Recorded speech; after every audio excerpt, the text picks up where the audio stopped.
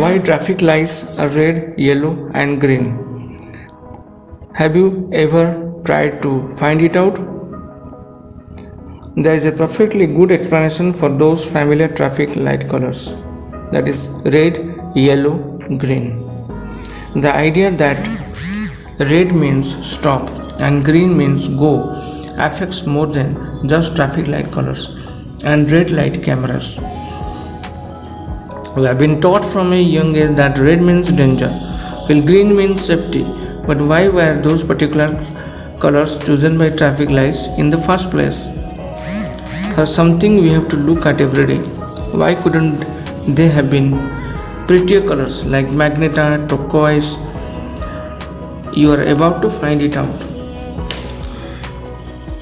Will you are in a mood to lead? There are even more interesting facts and explanations. The traffic lights were first created in the United States, were installed because of an increase in travelers and road in 1920s. Worried about accidents, towns and cities installed traffic towers to help the flow of cars. Officers manned the towers using whistles, red, green, yellow lights to indicate to drivers when they would stop and go. Then in 1920, William Potts created the first tricolor four-directional traffic signal. It helped drivers stay safe at intersections. But throughout the country, there were still a lot of systems for traffic lights and patterns in place. Since this could end up causing more problems for drivers, the Federal Highway Administration created the Manual on Uniform Traffic Control Devices. It set uniform standards for all road signs, pavement markings, and traffic signals. So, what is the history behind the colors? It's important to know that before there were traffic lights for cars, there are traffic signals for trains. At first, railroad companies used to red to mean stop, while to mean go, and green to mean caution. As you can probably imagine, train conductors ran into a few problems with the color white meaning go.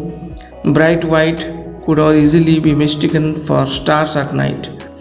Railway companies eventually moved to the color green for go, and because it's easily distinguishable from colors, yellow became the standard for indicating when trains should proceed with the cautions.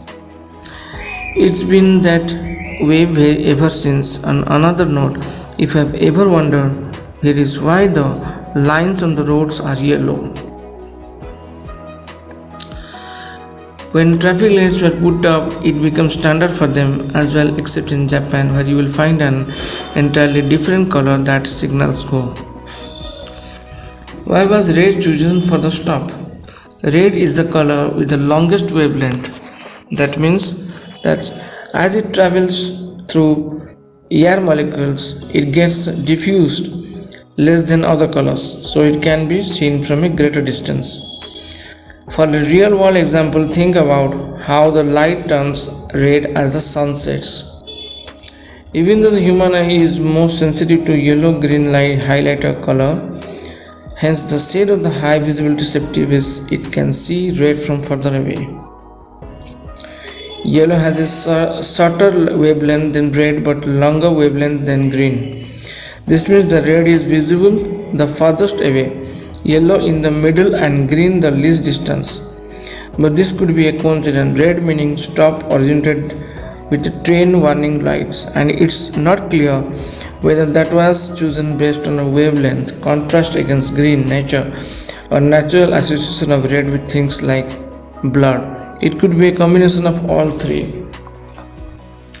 Believe it or not, yellow was once used to mean stop, at least as far as signage goes.